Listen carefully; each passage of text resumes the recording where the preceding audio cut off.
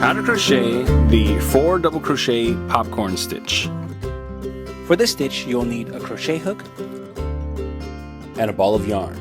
Special thanks to our sponsor Mountain Meadow Wool for providing today's yarn. Today we are using their Laramie line in the color Fern. The 4 double crochet popcorn stitch is just like any other popcorn stitch. It's just made with 4 double crochets. Now if you've never made a popcorn stitch before, we'll show you how that works, but it's going to create a bobble that will give you some nice texture on your fabric. And because of the way that the popcorn is shaped, it has this kind of little shelf on the top. The nice thing about popcorn stitches is that they tend to pop out more than other types of bobbles because they're pulled together more tightly. And in this case, I've paired it with a stitch that's actually shorter than the stitches we're using for the popcorn, so that's also squishing it down to push it out more. So for step 1, we're going to do 4 double crochets into the same stitch. Now I suppose I could have different steps for all of these, but if you know how to do a double crochet, we can just put it all into one stitch, or one step. So we've got 3 and 4. Okay, now for step 2, we're going to remove our hook from this loop right here that we were just working with. And for step 3, we're going to go into the beginning of our 4 double crochets right through the stitch and insert it back into the loop.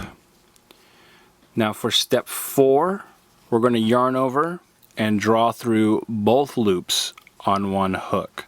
On the hook, okay, just like a slip stitch basically.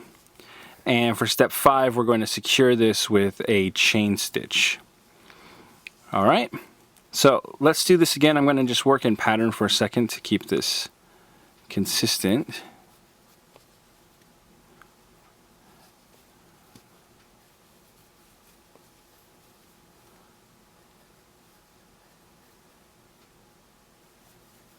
There we go.